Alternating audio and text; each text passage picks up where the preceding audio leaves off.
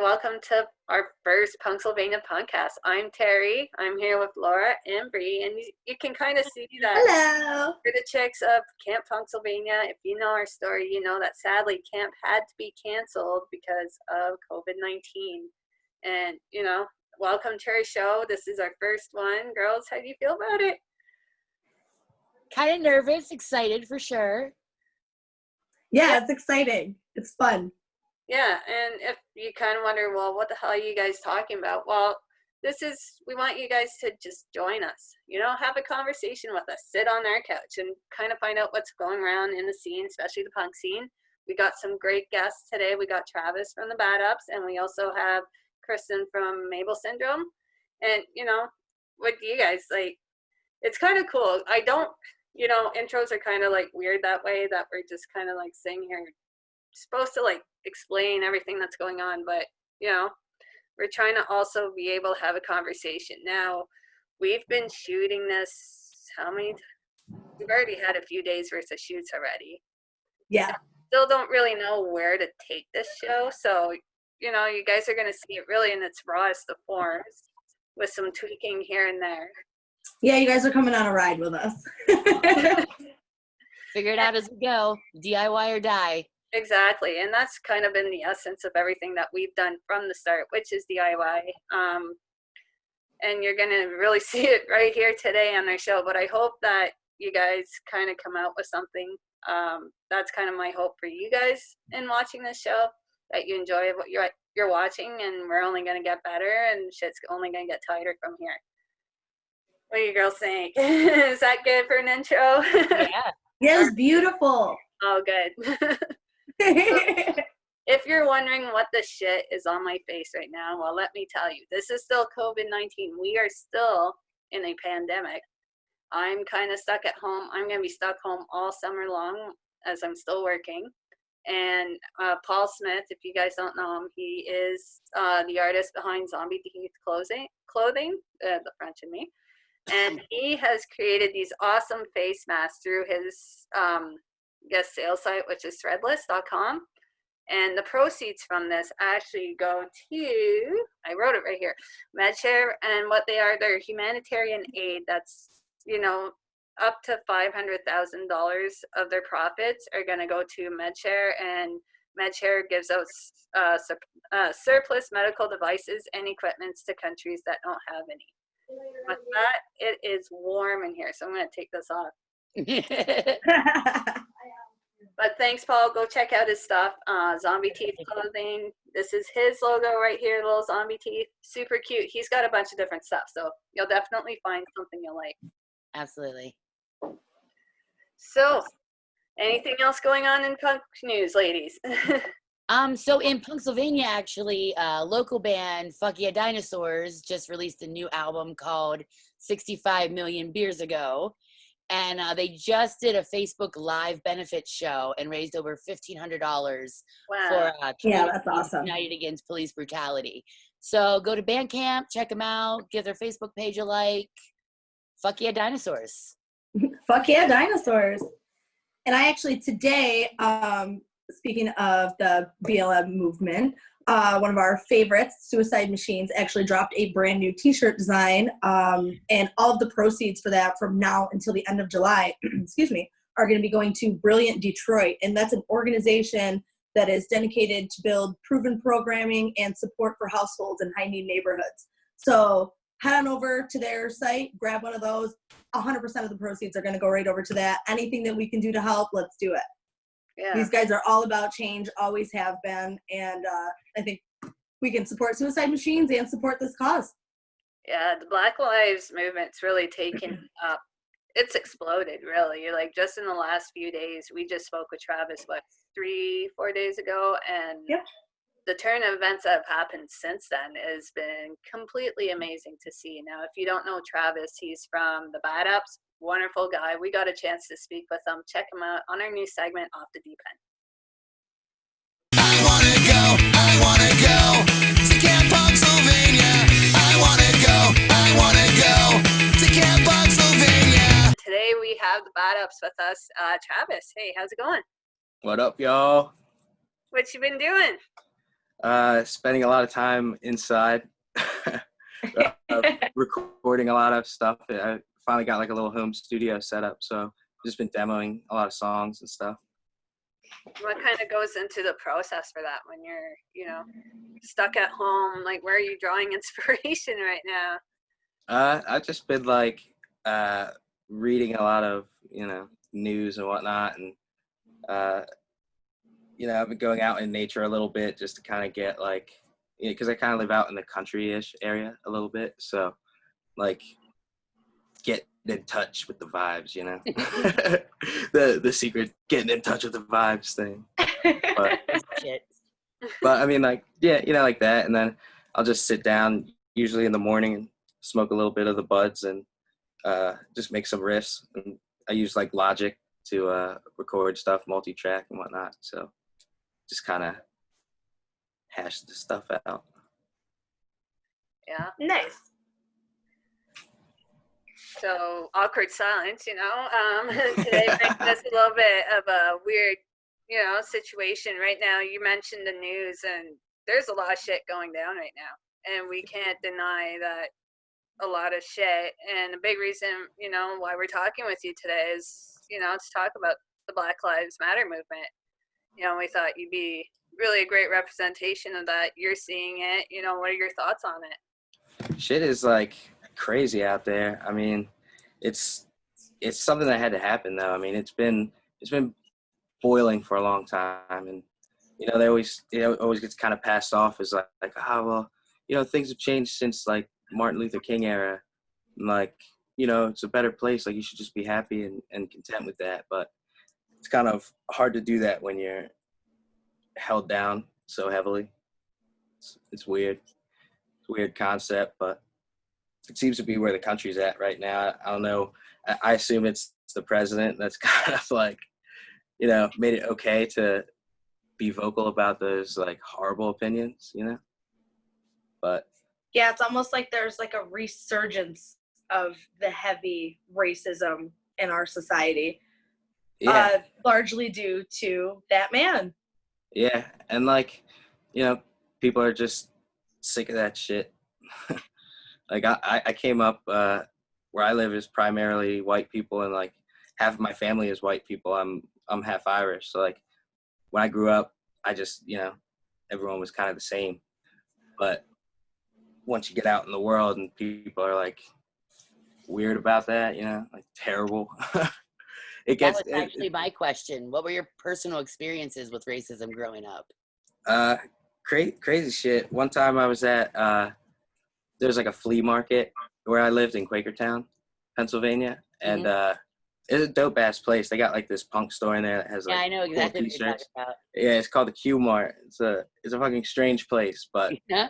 so there was this kid in there, and he had he like called me the N-word.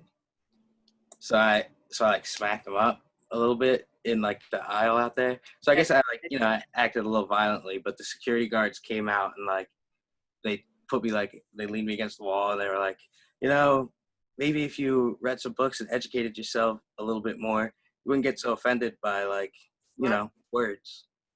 Oh my And God. then I got banned from that place for like 2 weeks or whatever their thing is. But you know, shit like that, it's just people kind of brush that off because it doesn't necessarily affect them. Doesn't fit their narrative.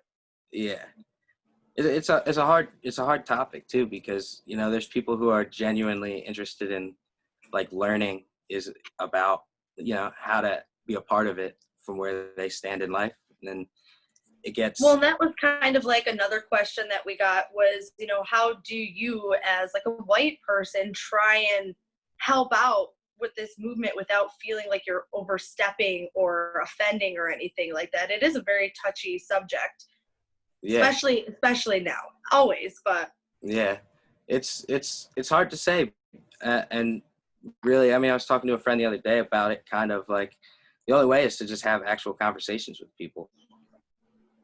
That's to get people to, you know, when you kind of know someone a little bit better, you kind of like get a more sense of an empathy towards them type deal, like, I guess.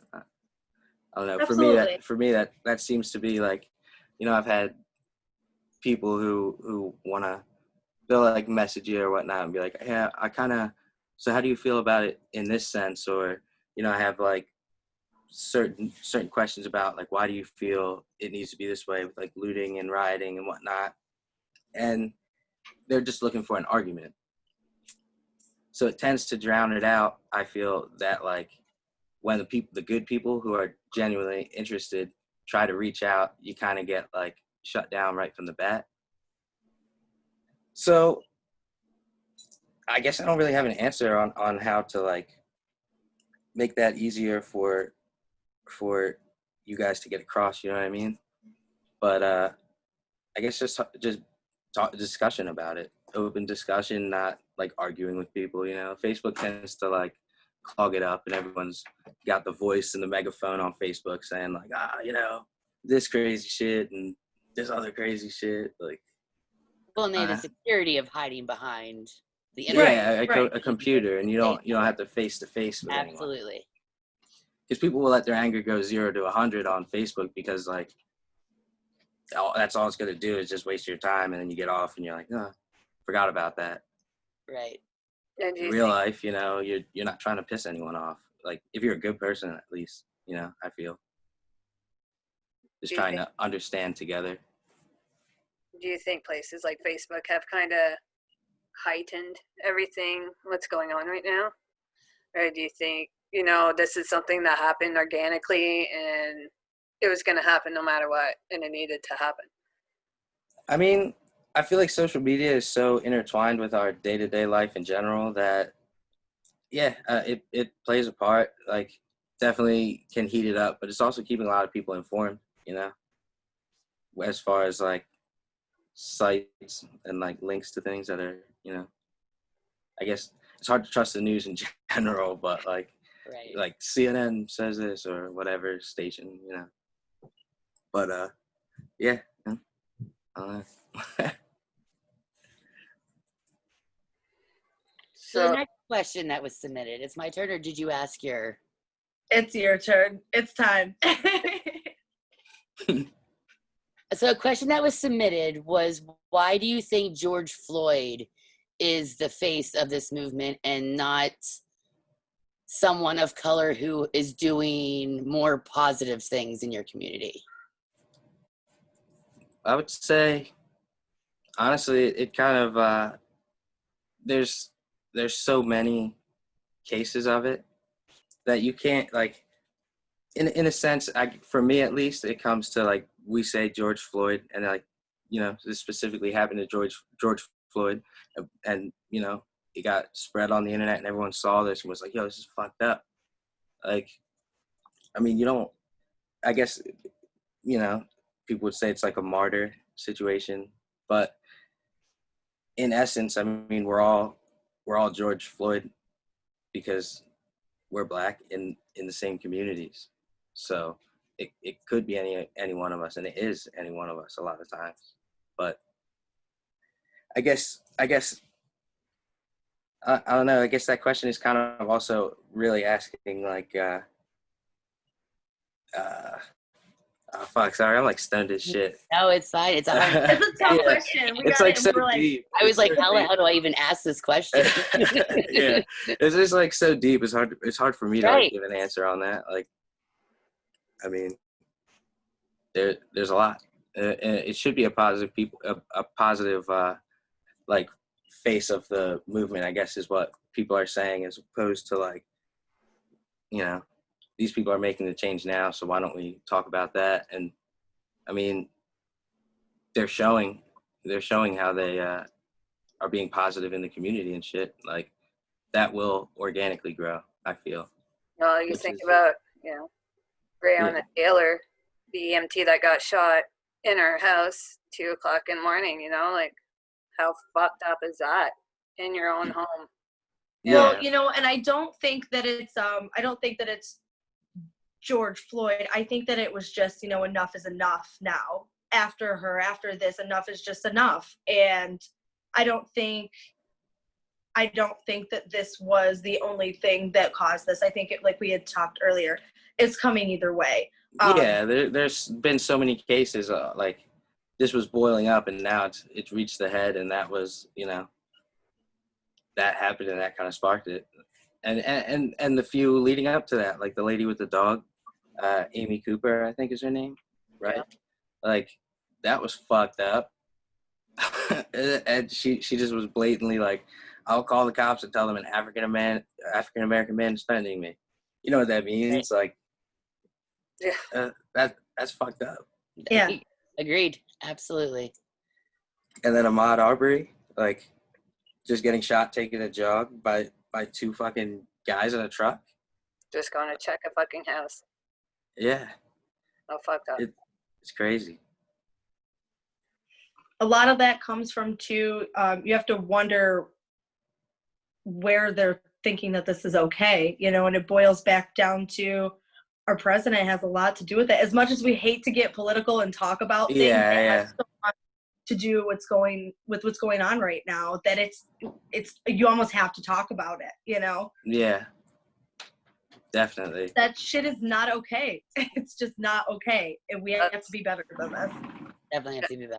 Preconditioned biases, right? Like, Yeah, it's just like so ingrained in the culture itself that, like, you know, it's hard to break out of that, and it's understandable when, like, that's why I appreciate people who are genuinely like, I mean, this has been happening for so long, and like, even if I didn't get it like last year, like I see it now, and like they want to do better, and they want to make that change that'll lead to, like, you know, I mean, the youth of today is will be the leaders tomorrow. So Teach our kids not to be assholes.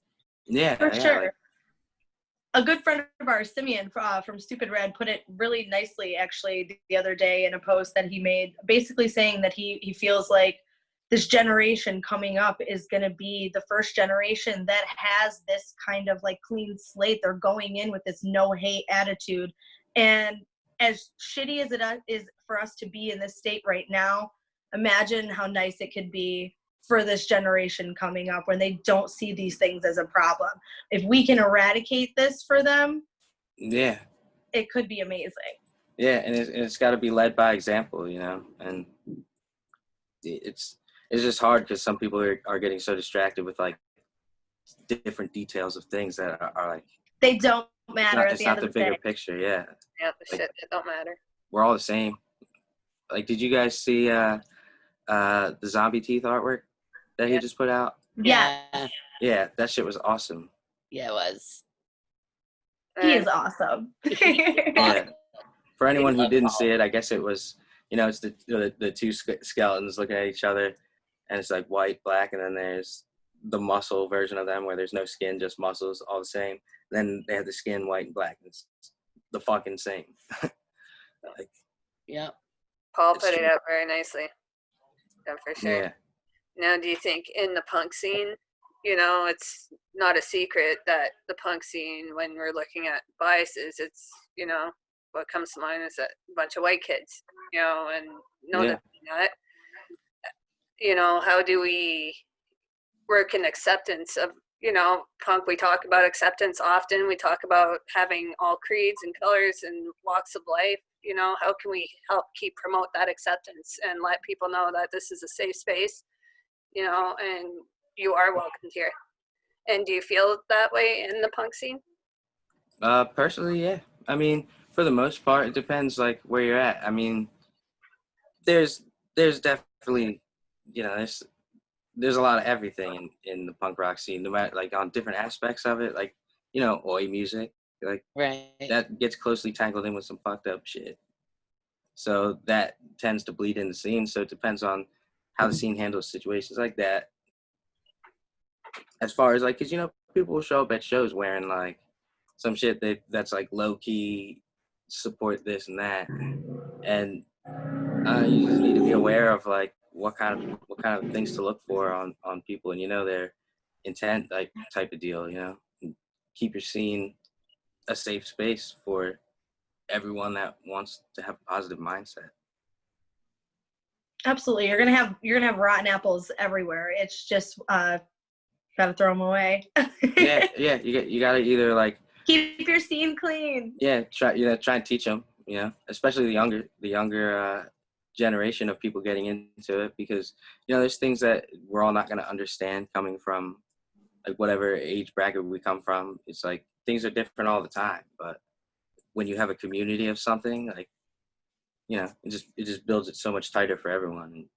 And if you spread the right message, you're gonna change the world or something.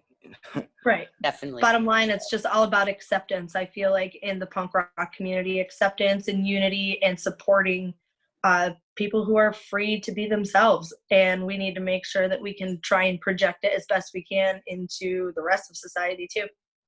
Yeah, I mean, because we can only really change the future. So It's not Now's going the time. yeah. So back to kind of the stuff that's going on right now.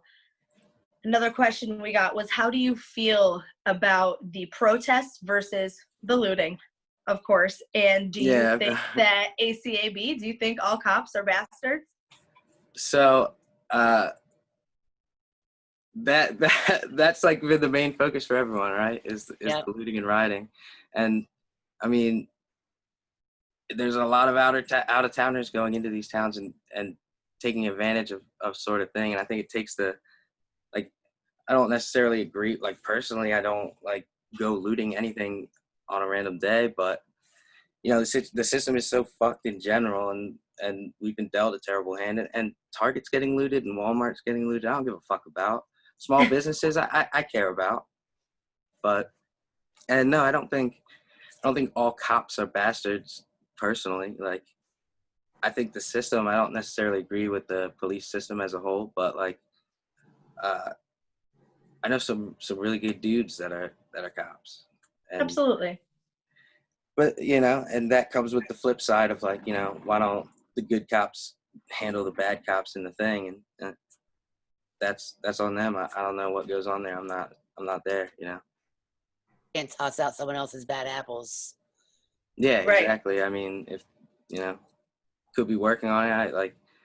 The same thing as like our punk rock community, like the peaceful mentality of like positivity in a Right. And like you said, bottom line is there are some good ones. Not all are. yeah. And I'm sure we're probably gonna get some shit for that, but that's okay. Yeah, I mean, like people hate to hear that, but like it's anyone. Like a lot of times at the end of the day, there are some people out there genuinely trying to protect their communities and serve their people. Yeah. And now I think more than ever, it's more important that those cops do stand up and do join and fight for what's right. Absolutely. Make people know that they can trust them. That's a huge problem. Is so many people are going to tell you that they don't feel safe around the cops. They hear a siren, they instantly, that's scary. That's not the way that we should feel. They're meant to protect and serve, not to scare and intimidate. Yeah. So I think we need a role reversal here somehow. Yeah, things need to just change to be handled differently, so people aren't led on by the negative people that are in power. If there's, you know what I mean? Right. Like I've been pulled over so many times, and I can only name like 1 or 2 times where I didn't get searched for bombs in my car when I got pulled over for like. Yeah, that's bullshit. Yeah, like I've had to take sobriety tests to fucking on the side of the road when in like the middle of December when it's cold as shit, snow everywhere, for like 2 hours for this cop at like 10 p.m. while I'm sober, driving home from band practice. Like I've seen the mistreatment, like not like I'm not out there like getting murdered like George Floyd, but like I'm, I guess, blessed in America that I'm of mixed race because they look at you a little bit better. And that's really sad, is because bottom line, what it boils down to is we are all so equal. Nobody's better than anybody else. Exactly. Especially these days, you've got people out there protesting the stay at home with guns. And then you have peaceful protesters protesting something that we've been fighting for decades. It just doesn't make sense to me. I don't see how any of that's fair, how it balances out. And I feel like we really have to be better. Which I think brings us basically to another good question we got asked was, what do you feel like are some good charities and foundations that we could contribute to kind of help out and really make sure that change happens here soon?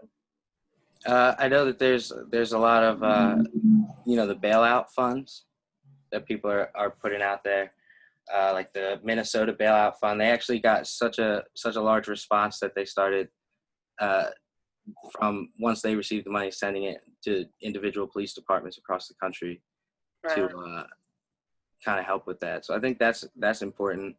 I would say anything that's helping fund Black Lives Matters movements, would be Absolutely. positive. And then aside, on the flip side of that, just keep supporting your local businesses.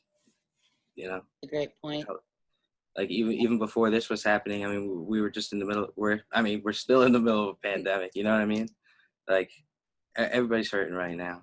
So if imagine if those people with their guns outside of their stores were like to the protesters on the street, like, yeah, can we just understand each other? I mean, that's a perfect world scenario that doesn't necessarily always come about, but imagine if that happened. We have that happening in some places, and you see it, whether it be in Facebook posts or somewhere on the internet, a video of people coming together. And yeah, it might be slow, but it is surely happening. So that's hopeful, at least. I mean, as scary as the world is right now, it's also a little bit beautiful to know that things are starting to change, and we're going to see a little bit of a difference here soon. Yeah, like if our government's like fucked, you know what I mean? Like we should have. Now more than ever, I feel like it's so important for people to get the fuck out there and speak up and make sure we can change this shit. Yeah, like this is all of our country. We all live here. We just, Besides Terry. yeah, Terry, you're the Canadian outlier. Yeah, we got Terry, real problems that's like too. a question for you. It's like, how do you look at this? How do you scroll through your social media or watch the news, and what do you say? What do you say when you see things like this, Yeah, it's uncomfortable. For me, I personally see a lot of these things and think, yo, if that's my dad out there, if that happens to, like, It's heartbreaking. Yeah. There's no words you can put to that. We here in Canada, we have our own problems. First Nations people were fucking up in fucking residential schools up until 1996. Even now, like I grew up north a lot near reserves and stuff like that. The shit that these people went through, I know, probably pales in comparison of getting your fucking neck stomped, but it still fucking happens. Yeah. It's it's preconceived bias. It's shit that you were taught when you were a kid. Yeah, totally. Watch out for that person. Fuck, there's a case back home I remember, because back home there's about a reserve, and I'm gonna be quick because we're almost wrapping up. There's a reserve about 4 hours north. They're remote. They don't even have drinking water right now. No drinking water. This is Canada, developed full fucking nation of people that don't have water. So they moved them into my town as a refuge.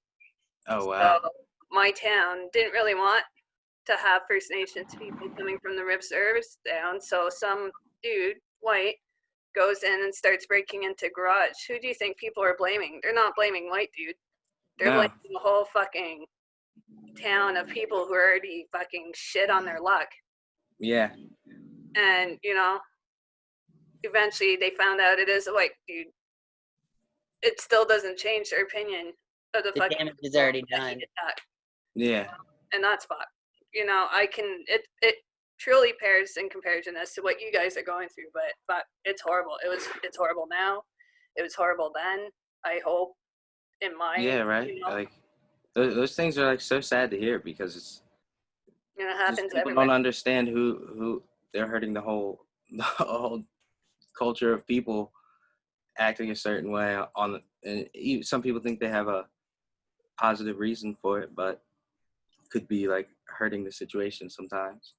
It's just scary to see the lack of humanity, not even just in our country, but all around the world. Like you just said, things like that. That's just a lack of giving a fuck, basically, about your people, But what's cool as shit is that like 18 countries in all 50 states have participated in this protest. Yeah. Right? That is amazing. It's amazing. Coming up this week. Like I thought I was shocked that the whole 50 states, and then you hear 18 other countries cared about that shit. It's emotional. That's what I crazy. mean. It's a little bit beautiful in a strange aspect, is that it's happening. It's happening. Yeah. All right. And Yeah. Well, and change isn't easy, right? What's that? Change isn't easy. No, yeah, it takes time, and when it happens, it'll fucking happen, and it seems pretty close to having what we want. absolutely, it's going to be interesting to watch kind of over the next couple weeks what really kind of unfolds from all of this, and also where we stand with fucking COVID-19 after all of this too, you know? Yeah. I mean, Yes. we're still in the middle of a global pandemic and a Yeah. revolution. Yeah. 2020, what times. the fuck? Yeah, right. It was the Roaring 20s. It's crazy. Seriously. How scary is that? History repeats. Yeah, but I think we'll have a better outcome because we're farther along in existence as humans, so Absolutely. seems like we get closer to figuring it out every like couple shit amount of Right. time. Yeah. Do you But, have anything else that you would like to say, dear? Check out my band, The Bad Ups. We'll Yeah. have links down here.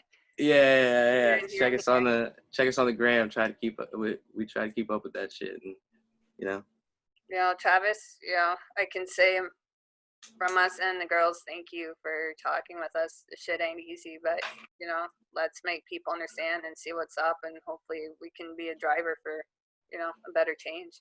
Yeah, totally. Thanks for having me too. It was awesome. was good. I wanna go to Camp Punksylvania. I wanna go to Camp Punksylvania. Wow, what a way to kick off our very first episode of Off the Deep End. Talk about deep. Thank you so much, Travis, for your take on everything and for being our very first guest on the show. You have no idea how much it means to us. We're thrilled to be able to have you to voice your opinion and give your take on, what's going on in the scene and in the world from your point of view. It's important to get it out there, and we're happy to be able to provide a platform for you to do so.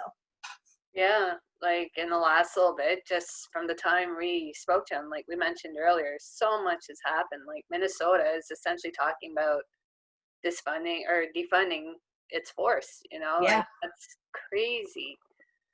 I don't know. And it's almost like, so what does that really mean right now? I have no idea what that means. Yeah, like I can definitely see the point of like getting mental health trained individuals. I definitely feel that police need more training.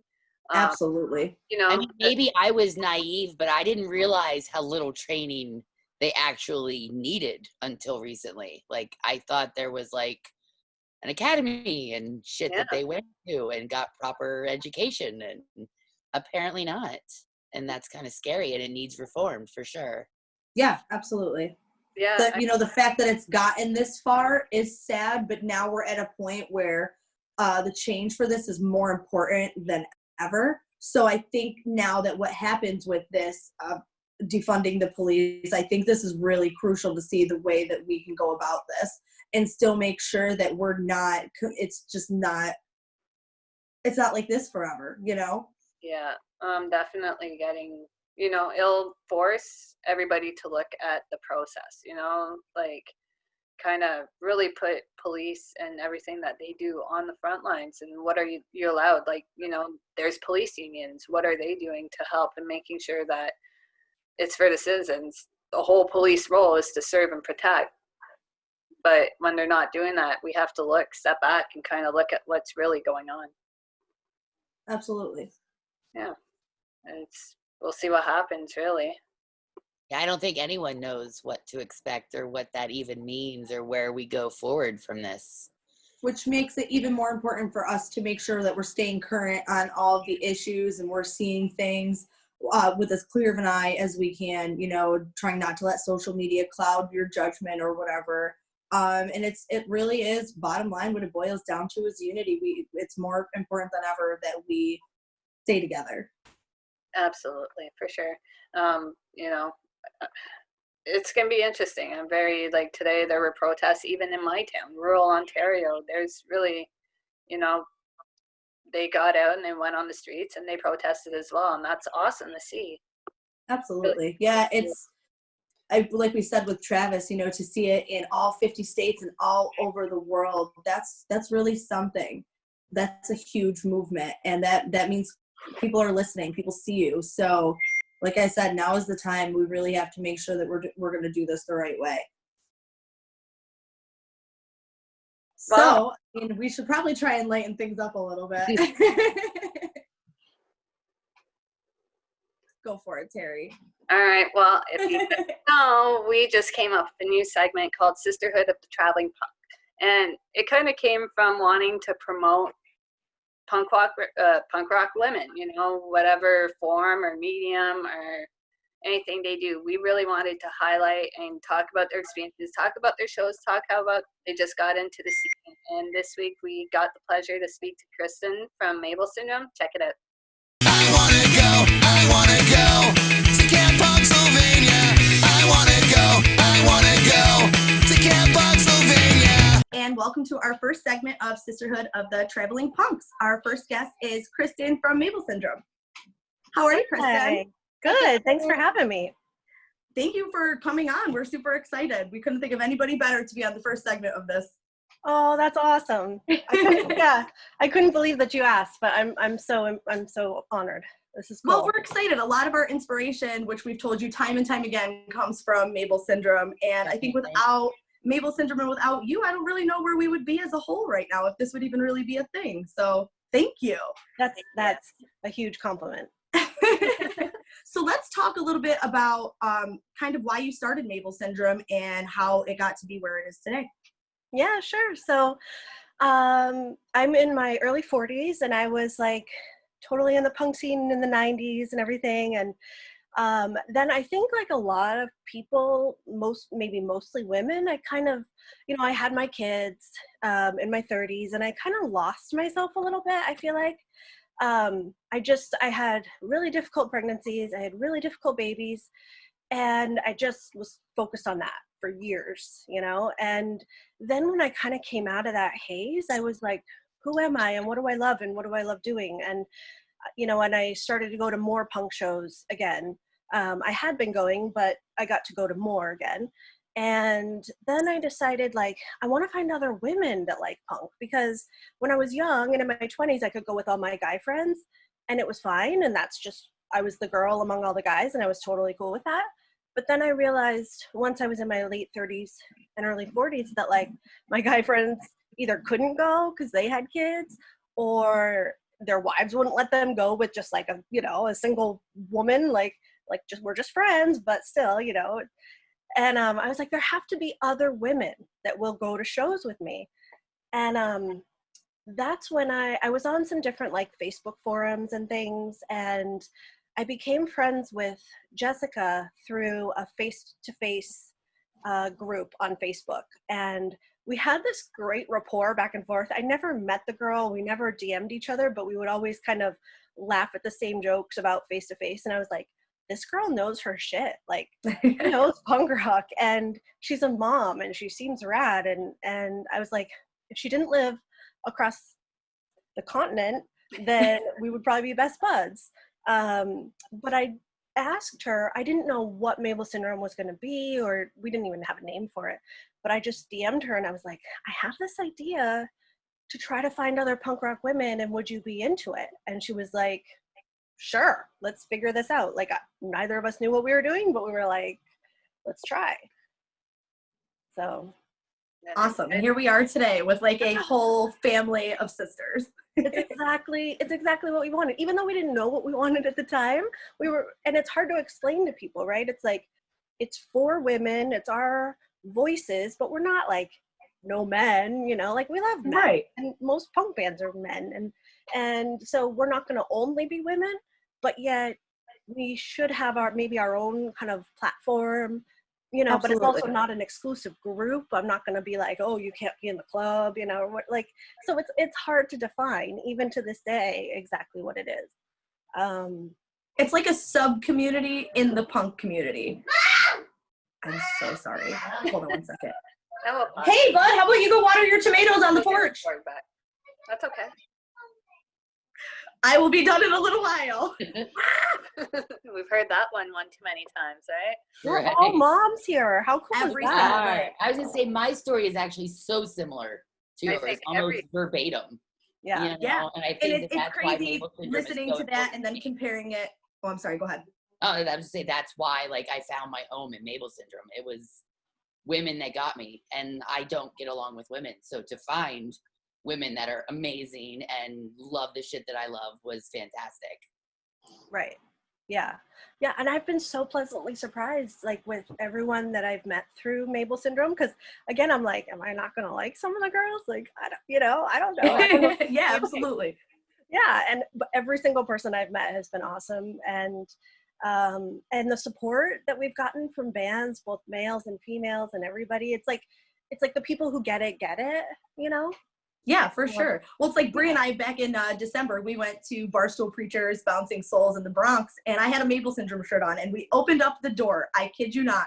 We opened up the door, and TJ said, "You're a Mable, you're our family," and that was it. Like, that was history. At the very end of that, we were right over there till the end of the night with them until we had to get kicked out of there. So just that kind of just a t-shirt, you know, he knows what you stand for and all that stuff. That gave me goosebumps. It happens all the time. I saw Voodoo Glow Skulls back in November, and Effort right on stage. He's like, "Look at that t-shirt." He knows. They know what's up. So they definitely respect it. And I think that that's really cool to be a part of something that is respected and known by all of these bands that we love. The reason why it started, you know, it's kind of what we feel like is going on with Punksylvania too. It's really nice to kind of, not that we want to be recognized really or anything, but our passion is here too, just like theirs. Maybe we just can't play a guitar or sing or anything like that, but we're going to do whatever we can to help the scene. Oh, you don't want us singing. Well, that was one of the things too, is I was trying to learn more about my favorite artists. Like, actually, so I'm a big Howard Stern fan, which is totally random, but I love his interviews. I think he's an amazing interviewer. Absolutely. I was reading interviews of my favorite punk rock artists, and they were like, "How'd your band get its name?" And like, "What, you know, where are you from?" And it was all shit I basically already knew. And they were dumb questions being asked by but like 18-year-old boys, you know? And I was like, I could do this better. Like, I have questions for my favorite bands that are like, that I think are interesting. Like, I really love origin stories. I love hearing how a band comes together, and the personalities of the bands, and I also think, because I'm a counselor by trade, that I have a little bit of a knack for getting people to open up about stuff like that. So I was like, we can do this better. Like, we can maybe get people to lower their guard a little bit and feel comfortable talking to us, maybe better than the 18-year-old boy that's just like, "How'd your band get its name?" You know? So that was one of the reasons I think it's so easy for people to kind of get sucked into Mable Syndrome, even if you're just listening to the podcast for the first time. It's not like you're listening to a structured interview or anything like that, to where you kind of lose interest in it. You're diving into an entire conversation onto somebody's passions, and that's kind of the drive behind this whole segment and everything too. We want to know what's important to you guys. We want to hear about it. Yeah, definitely a big part of, you know, any of this is the need to listen. I find a lot of times it's just quick, you know, rapid fire questions or just checking stuff out, but no one's actually listening to any of the answers being put forth, which has been something that's refreshing. I definitely love the pieces. I love the interviews, because the questions are definitely not something that you would find in a normal setting. You know, they're not those rapid fire questions. They're more definitely something that's deeper, and the fact that you're actually taking the time to listen, and that next question isn't a rapid fire question from it. It's just an extension of what like they a were follow-up. Organic. Yeah. Right. Yeah. That's what our whole thing is. How do we make this as organic as possible? We don't want to construct these as interviews, because they're really not. It's basically us just talking with our friends and people that we love and respect in the scene. So again, it's just basically, I guess, just a point of view from It's And you never know where it's conversation. going to go. You never know. And that's the cool part of it too. One of my favorite moments that I had was when I was interviewing Anti-Flag, and he gave me a hard time about why I was interviewing him and not just women. and it was great. I was actually, you know, if of course, like the second the spotlight got turned back on me, I was like cold sweat and like, oh, like I'm supposed to be interviewing you, you know, and he totally like gave it back to me. But I liked it because it brought forth this interesting conversation. He could understand where I was coming from, and I could understand where he was coming from, and we were able to kind of have this, you know, this organic conversation about it. And I stood my ground too, and I was really proud of myself for that I didn't kind of buckle under pressure. Right, and it's almost like a little bit more of a challenge too. You know, you see that and you're like, oh shit, okay. Right. And we like uncomfortable conversations. Like that's what we need as people. That's why we started this. We want to have those weird conversations that make people go. Because we all deal with so much, and we put on this positive face when really we're all dealing with addiction, anxiety, stress, especially right now. So let's talk about that shit. And not only that, make it acceptable. As women too, we kind of have to stand our ground. It seems a little bit harder. Like we have to kind of put our foot, you know, forward. Definitely let you know, like, no, I know this scene. I've been a part of this scene just as long as you've been. I love it. It's why I'm here. It's why I'm, you know, screaming it through the rooftops and stuff, you know, and we're going to have a conversation about it. Deal with it. There's been a handful of interviews that didn't start out so well, I think, because, and I'm not going to say it's just because I'm a woman, but, you know, they have bad days. Artists have bad days too. Sure. Usually, I like to do face-to-face, so I'm usually trying to catch them before a show or something. And so there's a lot of reasons that they may have not been super nice right off the bat. But I wouldn't be surprised if it was also because I'm a woman that maybe doesn't look super punk rock or something, and they're just like, oh, who's this chick? Like, come and interview me. It's going to be the same old shit. And then all of them have turned. And one guy even found me during the show later to say he was sorry. That's awesome. Yeah, because he realized kind of halfway through, like you could see the light bulb go off, like, oh, this is legit. And I probably shouldn't have been a dick for those last 5 minutes. Well, I think too, as women, they just assume that we're there to like sleep with the band, and we don't actually know what we're talking about. And I think we're proving that yes, we do fucking know. It's nice, like you said, to kind of watch that, like mid conversation, their whole mentality or perception of you just change. It's also sad, but it's kind of beautiful at the same time too, because you do. Not that we have to fight for the respect of them. We shouldn't have to fight for anything. But the fact that they can blatantly see that it's there, there you go. That's all you need to know. You're just being schooled by a female. Boom. Exactly. And it's all about conversations, right? Like this month, June, is Pride Month. And I guess I'm so old, I didn't realize, I thought it was still Gay Pride Month. I didn't know it was just Pride Month. And so... And like I was the advisor as a teacher. I was the advisor for the GSA kids. I was the counselor for all the kids that identified as all different things. So I'm super liberal about that, but I guess I missed the memo. It must have been when I was busy having children. I don't know. I missed the memo that it's now Pride Month. But what was great is that I put on a Mable Syndrome post, you know, Happy Gay Pride Month. And then Riley, who I think some of you know, corrected me publicly, which is great. She was like, it's actually Pride Month, and it's for, you know, trans and lesbians and bisexual and all these different things. And I was like, oh, totally. And then I was able to say thank you for correcting me. Absolutely. And not get like defensive and angry or whatever. And then she and I followed up directly, you know, and I said thank you for correcting me. Like I'm not going to change it now. Like I'm going to leave it as it is because I messed up, and it's a good the learning experience. Yeah, and also for other people who maybe didn't know to get that information as well from somebody firsthand who deals with that. Right, and no malicious intent behind it. It was just exactly, and she wasn't a bitch about it either. Right. I love that. Super nice to say, hey, by the way, just so you know. Absolutely. That's how those exchanges should happen. Yeah, I love that transformation of, you know, hey, you did something wrong. All right, I did. I'm sorry. What can I do further to make it better? You know, and that's so simple to do. And I see a lot of people now, especially in this time today, like in COVID and, you know, BLM movement, almost not seeing that. And it's heartbreaking. A lot of people are, and that's great. And they're starting to be like, hey, what books can I read? How can I start talking about these subjects without sounding like a complete dick? Because I really don't know, and I'm sorry for not knowing, but you know, I want to do better. And that's really all you can expect from somebody, is wanting to do better. And I think as long as that initial, I would like to do better, what else can I do? As long as that seed has been planted, there's only room for improvement there, you know? Yeah, and also And not that goes hand in hand with like our scene and everything going on in the world today. You know, you can apply that everywhere. Anyway. Yeah, and also not just assuming the person has malicious intent. You know, she could have easily been like, you stupid bitch who's out of, you know, Right. like catch up with the times, lady. You know, like there's you don't have to assume the person has malicious intent. Just And I think unfortunately that's what's being the snap judgment right now. Exactly. And you know, the tough thing too is, while social media is great for a lot of reasons, it's also terrible for a lot of reasons.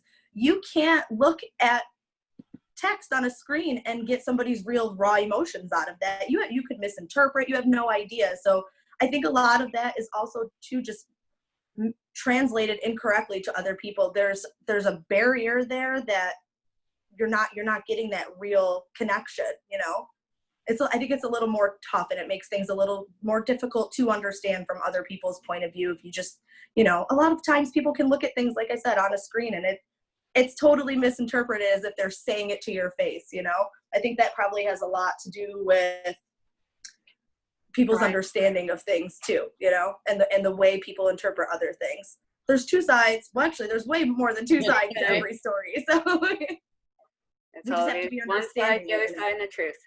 Right? Yeah.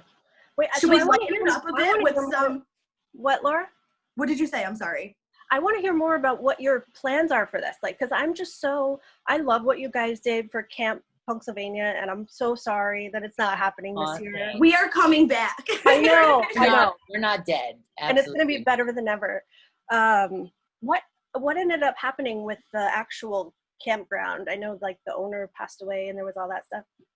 That was like, so right before COVID was like a thing that happened to us like 2 days before.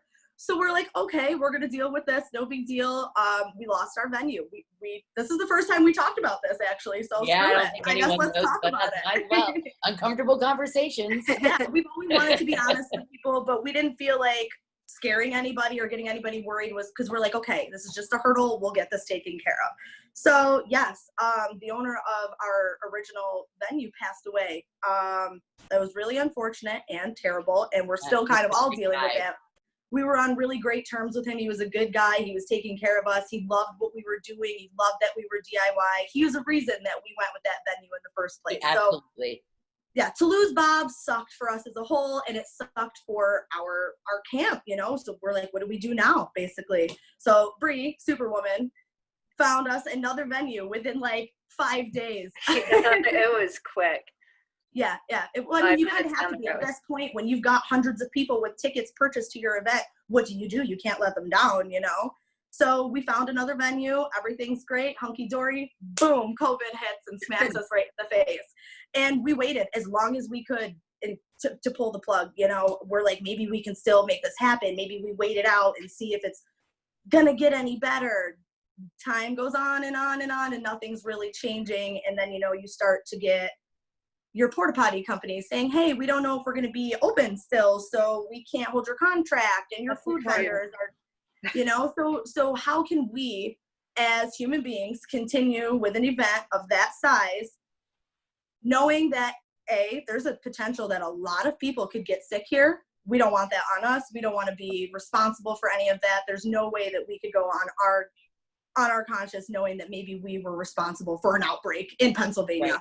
Or even one person, right? Or even one person. We don't want to be responsible for that. This was about bringing people together for a good time and not having to worry about things like this or anything else for that matter. So we're going to make sure everybody's safe. We're going to wait till next year. We've got a lot of big things in the works, and next year's just going to be even better. This is the world's way of letting us know you needed another year to get your shit together, so do it. Yeah, one of the people from the bands actually mentioned that, like, this was actually a great experience for us because we got to learn without actually having to go through the experiences to learn. And he's absolutely right, because we've learned My And goodness, that's the other thing, you know, I can't imagine being a big festival like Punk Rock Bowling or Punk Rock Holiday that have been going for years and years. This is how they survived, just having to completely shut down. We were lucky enough to not have years before to have to count on, you know what I mean? So we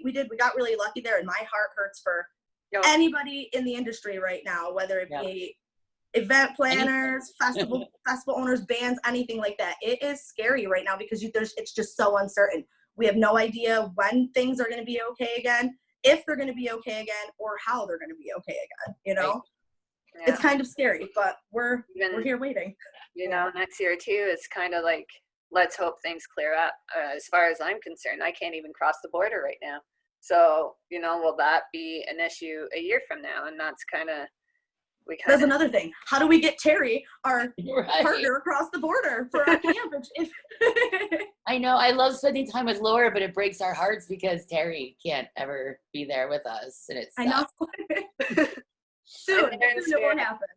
Well, yes, and we always call you because we have to see you.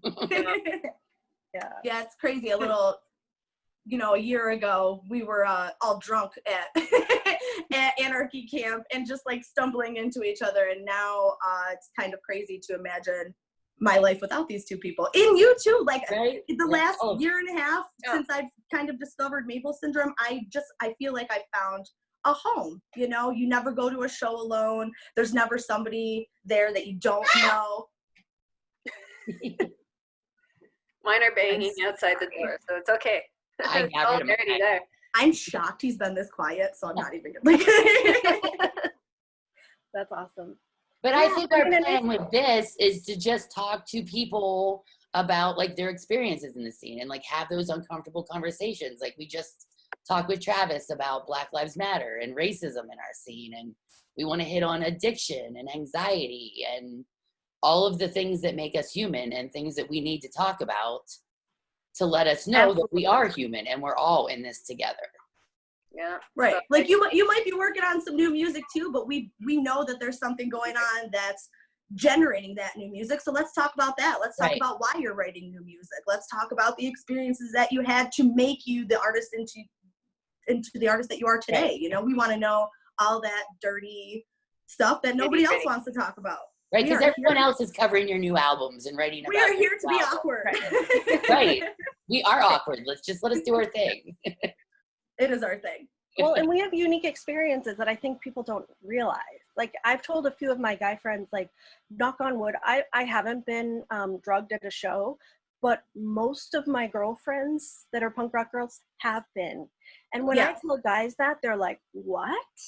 They're like, they had no idea. And I'm like, yeah, being drugged at a show happens all the time. Well, and then that also opens up another door for people like that had no idea. These things happen. They happen all the time, anywhere you go. So it's good to kind of shine a light on that too. And maybe the decent guys in the scene could help us figure out who's not so decent and things like that. I mean, you have bad apples everywhere, but even on a smaller scale, like telling stories about like dudes sticking their hands up my shorts in the mosh pit because they think that's appropriate, or, you know, like copping a feel. Like that shit happens all the time. I don't crowd surf for that reason. I do not want to be manhandled while I'm trying to enjoy myself. Please don't touch me. It's just as simple as that. Me, that's fine. Slam into me all day, but absolutely. But please don't touch me inappropriately. You know what I found interesting, you know, because I was doing that, I'm doing that like punk girl problems thing, you know. I love that, by the way. Right? Yeah. I love how you use the fishnets one. Yeah.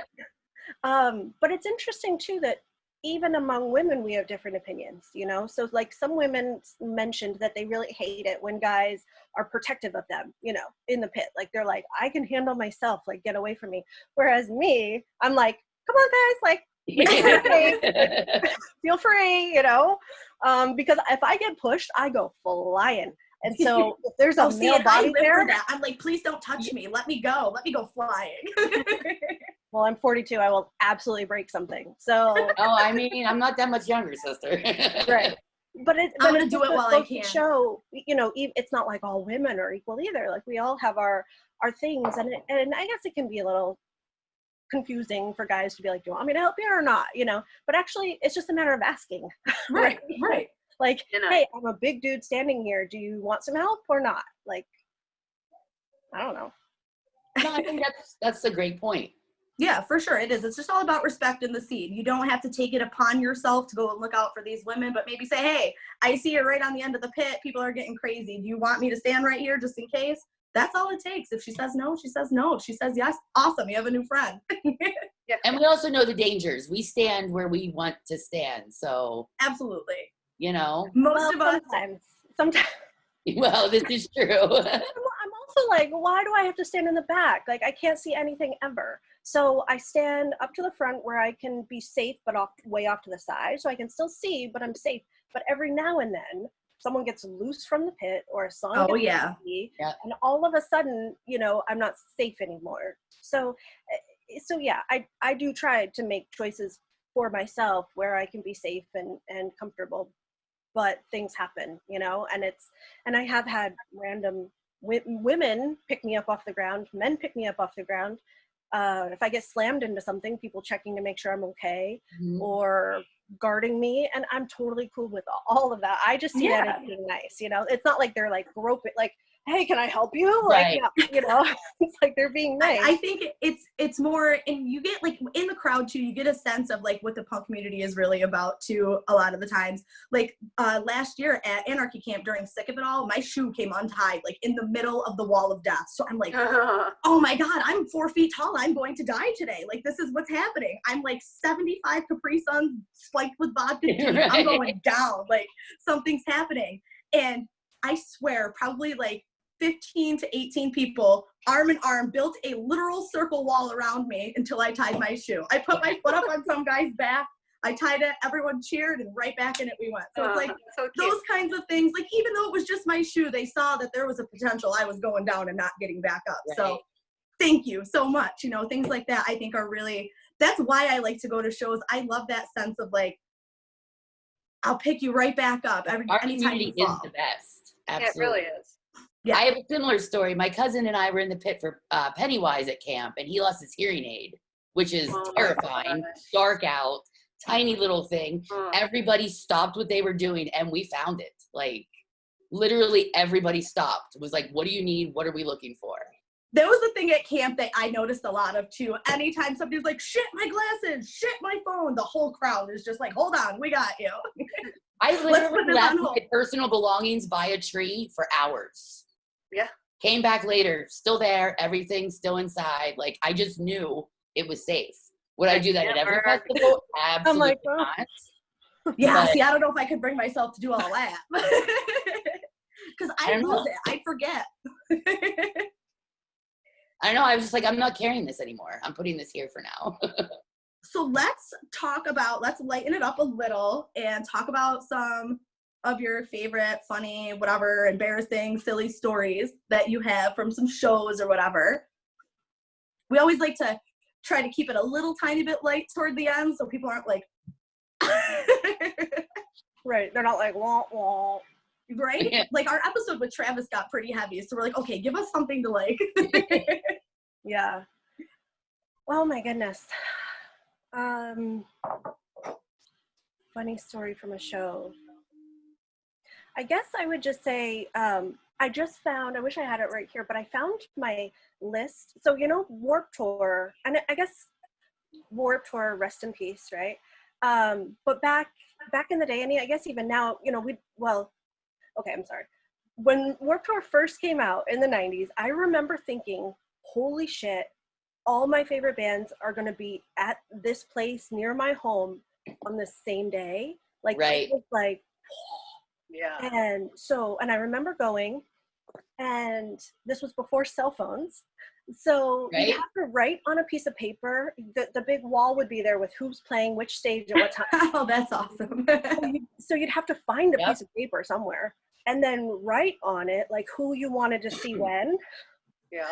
And my paper is so funny. It's like mostly good. You know, it's like H2O and Dropkick Murphys and Rancid, I think, and Pennywise, and you know, it's mostly good. Eminem played this. This was '99 because Eminem played. Eminem Well, was on my I list. was there. That was awesome. But then I also had this band Grinspoon. Who I don't even know now, but they were like at the top of my priority list, like who I have to see at Warped Tour '99. I have no idea who Grinspoon is at all. I'm sure they were just like a one-hit punk wonder or something. I've never heard of that band. Yeah, no. I think they're probably like a Limp Bizkit or like a I don't even know. I don't know.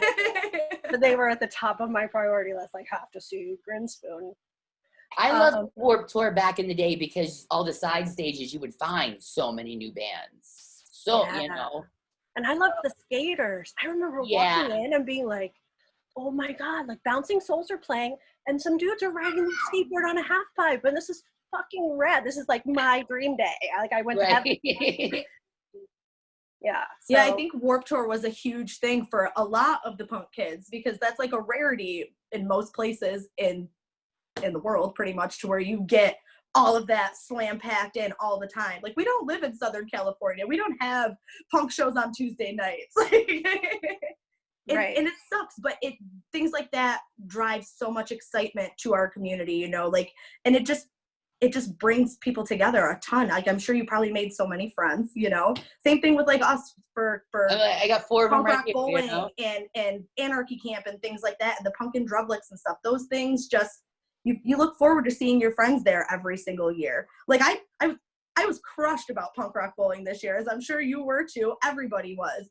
But it also is next year is gonna be the shit. Like, everybody's going next year. I think everybody's even more excited than they were initially this year because we had to miss out on it. So as bittersweet as it is, it just drives that kind of excitement to see your family that you haven't seen in Lord knows how long from all over the place. People from literally everywhere. And I think that's what's really cool about it. Like, we had somebody from Germany buy a ticket to our camp. You're coming from Germany to come to our camp? That's crazy. That's amazing. That's awesome. It's awesome. It's awesome. But it's that sense of you have people from all over who want to be with you because of a common interest and because of common passions and things like that. And it's just such a good feeling. It makes my heart just so happy. Like, I thrive off of that. That's why I like to go to shows. I like that feeling of mini family reunions all the time, once a month, wherever you need to have it. It's the whole spirit behind Camp Punksylvania. Yeah. That was the whole thing, is Anarchy Camp was canceled, and we were like, well, what the hell? How are we supposed to see everybody that we've grown to love over the last year or two, you know? So this is what we do. I know we I do it said ourselves. something on the private Mable page, but I just want to give you guys props because I think what I said on there was like, you know, everyone stumbling out of the bar at 2 a.m. is like, dude, like, let's make a festival and just have all our favorite bands and like all our friends and it'll be awesome. And everyone's like, yeah. And then they totally do nothing ever about it. And you guys did it. Like, you are doing it. And I just think that's amazing. No one does shit. Like, everyone talks about doing shit and no one does shit. And Trust me, I just think it's really amazing that you have taken all the steps you've taken to get this thing off the ground, and it's going to be that much better next year. That makes us super happy coming from you. You have no idea. It's true. I think the crazy thing is we were all 3 working and thinking on this individually. Right. And then I sat down. We joked around somehow. I don't even know exactly. I was in Pittsburgh. I met you in Pittsburgh, and we were like just joking about it. And she was like, actually, I've been thinking that too. And she was like, and I think Terry has too. And I was like, well, fuck it. I was thinking of a mud run or something like that. That was right. My initial concept was a mud run for charity, get punk music there, get smashed when you're running and smashing through mud and whatever. And then we're like, where can we get so much mud? Yeah, and then it just kind of snowballed from there. It was the 3 of us wanting to hang out with a few of our friends. And then we told our friends and they were like, oh, well, so-and-so was at Anarchy Camp, but they want to hang out this year too. And then before you know it, we have 300 people requesting to be part of a private group on Facebook that was only supposed to be a couple tents in Breeze Yard. So we're like, fuck it, I guess we're throwing a festival. Yeah. No, it's exciting. What? I think there's a lot of amazing creative people in our scene, but they might not always be the best at, like, you know, details and like getting shit done. So just the fact that you guys have gotten this far and that you're going to do it next year is amazing. Well, I'm I a think it's project manager, so I have no problem being like, you do this, you do this, you do this. Come find me when you're done. Exactly. And I think with the three of us, not that we're like in charge, because we don't look at it that way. We look at it as like we're just taking your thoughts and going with them, you know. But I think with the three of us, like I said, I don't want to say in charge, but I don't really know a better way to word that. We're the face of the I think with, you know, Terry's great tech-wise, financially. Bree's, like she said, a project manager. I run a restaurant and things like that. So I think with our combined skills and stuff like that, we really, like, I don't want to sound cocky, but we really are the power Punks. Like, it's beautiful to watch it every single day, no matter, we can call each other up crying, but at the end of the day, our list of 50 tasks for the day gets done, and it gets done together. And it's nice to really watch. It really is. I don't really know a better way to explain it, but it's crazy to me that we still do this. I wake up every day and I'm just like, I'm reaching out to how many bands right now to do an interview for this or for that, and like, this is really our life now. I'm okay with it. And we would be remiss if we didn't thank the people that are helping us too. Like, we still, not only are just the three of us, but we still have a team of people working alongside with us that are just freaking killing it. And they want to, like, nobody's getting anything out of this. We're not getting paid. We're not making any money. You're losing any money at all. Right. Well, and like, that's another thing that on the podcast, on the Mable Syndrome podcast, you guys told us everything everyone's doing and how many people are involved and all that stuff. Plug for the podcast, but go listen to that, and everything that you guys talked about on there about happening this year will just be done next year. Yep. So. Yeah, it's going to be, I'm sure we're going to be in a totally different position, and there's going to be things that we had no idea were going to come up. But again, it's just another year that we have to really get our ducks in a row and make sure next year that everybody is like, we take over the world. We want to blow everyone's minds, and we're not half-assing anything at all. It is DIY, but that doesn't mean that it's going to be any less special than these bigger festivals that other people go to. If anything, I think that gives us, a lot of people are interested for that reason. You know, there are no corporate sponsors. That's how Punk started. To just know we don't need a system. We're doing this ourselves. We can do this. We're capable. So we're, you know, as Kristen makes put it in our song, bringing punk rock back to its roots, pretty much. And we're getting the community involved. And I think that that's why we've been so successful the entire time. We're like, we have this idea, we're not sure about it, let's open it up to the group and let's get everyone's input, because it's not just our festival. It's for all of us. Right. There would be no festival if it weren't for these people who give a shit enough to buy a ticket and to stay up to date with every little thing that we're doing, whether it be, hey, you guys got any new merch coming out? Or, hey, what can I do to help out for next year? The fact that there's anybody other than this right here that even gives one single shit about it is so gratifying, which makes it even more, we really have to make sure that we have our shit together for these people. Right. We can't let them down. They've been here since the start. Yeah. I want to say too, so I just interviewed Kristen Makes, and we talked about you ladies. So yeah, so anyways, that'll be coming out right around the time this comes out, I think. Oh, so. I'm super excited. I can't wait to listen to that. He was really fun to work with. Yeah, isn't he great? Like he was so funny. I reached out to him, and at first I kind of didn't even want like a jingle or anything. I just wanted to give Bree, I don't even think I told you guys this. I wanted to give these two like a gift from me as like I love you guys. But then he's like, you know, he's like, as cool as I think that would be, he's like, maybe we'll do that down the road. He's like, but I think I want to write you like an anthem or a jingle. And I was like, what did you just say to me, Kristen? So we kind of took it, and like a couple weeks went by, and he delivered that, and it was just really cool that somebody like him went out of their way to kind of look up our festival and write a little jingle about it. You know, I thought it was really awesome. And everybody's like, Kristen Makes just wrote you guys a theme song? Yes, he did. Right? I'm pretty sure that was the moment I passed out, smacked my head, and died. Yeah, it was originally supposed to be like a song for you two. And then I was like, we can't not have this opportunity. Well, how do you pass that up? You can't. So that's what happened. All right, it's cool. Kristen, sadly, our time here is going to be before this thing shuts down. So, yeah. Again, where can we find Mable Syndrome? So we have a website, mablesyndrome.com, and women write different blog posts on there and different things. And then our main platforms, I guess, are Facebook and Instagram. And the Mable Syndrome podcast can be found on iTunes, Spotify, Google Play, Libsyn, all the major podcast places. All right, well, ladies, thank you. Thank you for having me. Thank you so much for coming on. It was awesome. Yeah. I wanna go to Camp Punksylvania. I wanna go to Camp Punksylvania. Thanks, Kristen. That was awesome. I actually remember that Warped Tour in '99 and saw Eminem, but I don't remember the band that you were talking about at all. It was great talking with you. Thanks for coming on for our first episode, being our guinea pig. That was great. Next week, we have Dave from the Casualties and Amy Gabba. So go to all these places, submit your comments, tell us what questions that you want us to ask them, and hopefully we'll see you guys next week. Thanks for joining us. Bye. Bye.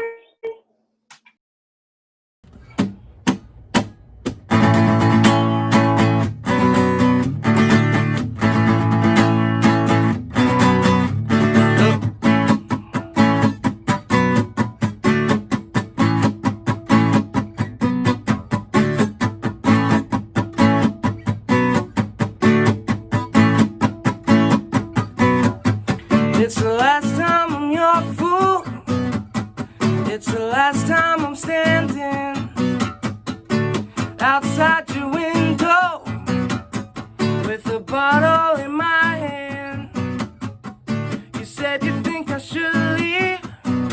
Something just took my body over. I walked home on these streets. I think I hear my mother crying.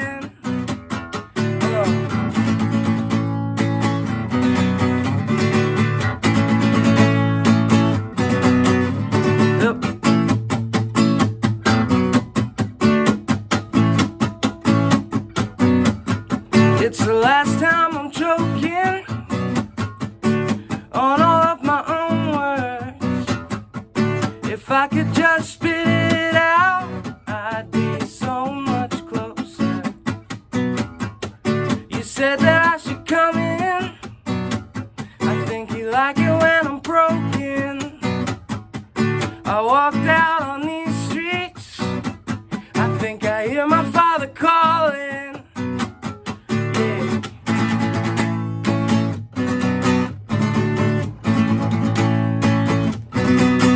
It's the last time I'm your fool. It's the last time I'm standing outside your window with a bottle in my hand. You said you think I should leave. Something just took my body over. I walked home on these streets with a bottle in my